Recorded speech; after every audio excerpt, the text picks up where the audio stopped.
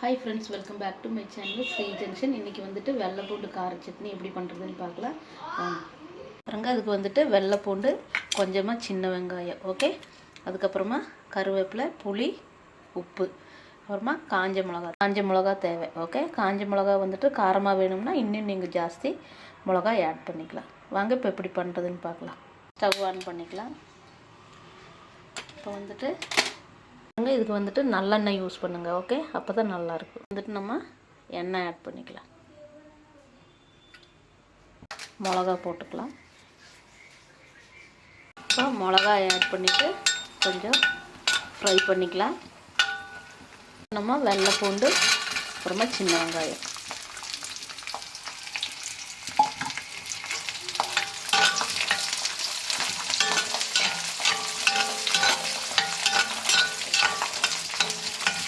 உப்பு, புளி, கருவேப்பிலை இதையும் ஆட் பண்ணிக்கலாம், ஓகே. புளியெல்லாம் நல்லா ஃப்ரை ஆகணும், அப்போ தான் நல்லா டேஸ்ட்டாக இருக்கும். உப்பு இப்போவே ஆட் பண்ணுறது எதுக்குன்னா இதெல்லாம் நல்லா சீக்கிரமாக உங்களுக்கு ஃப்ரை ஆகி கிடைக்கும்.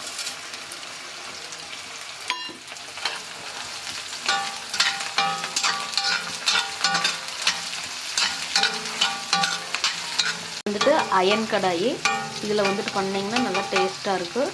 இது வந்துட்டு உங்களுக்கு பெங்களூருன்னா கிராமம் ஸ்டோருன்னு ஒரு கடை இருக்குது, ரீசனபிள் ரேட். அங்கே வந்துட்டு உங்களுக்கு கிடைக்கும். பனஸ்வாடி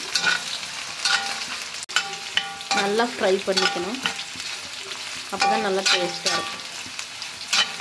இப்போ வந்துட்டு இது ரெடி ஆகிடுச்சு. இது சூடாறினதுக்கப்புறமா மிக்சியில் போட்டு அரைச்சிட்டு அதுக்கப்புறமா தாளிச்சு விடலாம். இப்போ பாருங்கள், மிக்சியில் போட்டாச்சு. இது நம்ம அரைச்சி எடுத்துக்கலாம். காஞ்சிச்சு. இப்போ நம்ம கடுகு போட்டுக்கலாம், வேப்பிலை, இது தாளித்து இப்போ ரெடி ஆகிடுச்சு.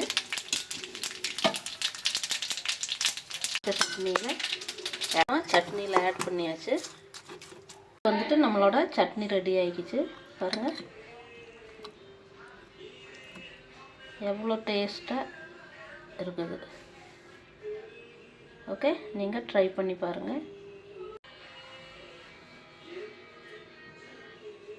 இந்த சட்னி வந்துட்டு உங்களுக்கு தோசைக்கு, இட்லிக்கு, தயிர் சாப்பாடு கூட எல்லாத்துக்கூடமே ஆப்ட் ஆகும். இது உங்கள் வீட்டில் நீங்கள் ட்ரை பண்ணி பாருங்கள். Bye friends.